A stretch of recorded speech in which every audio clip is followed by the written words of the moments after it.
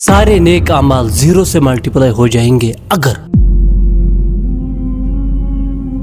پہلے اللہ تعالیٰ نے انبیاء کا ذکر کیا، ان کی تعریفیں کی، اور پھر فرمایا وَلَوْ أَشْرَكُوا، اگر ان میں سے بھی کسی نے شرک کیا ہوتا لَحَبِطَ عَنْهُمْ مَا كَانُوا يَعْمَلُونَ، تو ان کے سارے نیک اعمال زیرو سے ملٹیپلائی ہو جاتے۔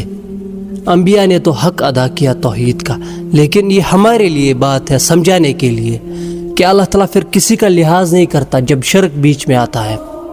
یہ ہم پر بھی نازل ہوا ہے اور ہم سے پہلے جو لوگ تھے ان پر بھی نازل ہوا ہے۔ کیا؟ سن لو کہ اگر تم شرک کرو گے تو تمہارے سارے نیک اعمال زیرو سے ملٹیپلائی ہو جائیں گے، وَلَا تَكُونَنَّ مِنَ الْخَاسِرِينَ، اور تم سراسر خسارہ اٹھانے والوں میں ہو جاؤ گے۔ نیک اعمال کو ایکسپٹ ہونے کے لیے ایلیجیبلٹی کرائٹیریا جو ہے نا وہ ہے توحید، اللہ تعالیٰ کو پہچاننا۔ جو شخص اللہ تعالیٰ کو ہی نہ پہچانے، اپنے بنانے والے کو ہی نہ پہچانے، تو اس کے سارے نیک اعمال زیرو سے ملٹیپلائی ہو جائیں گے۔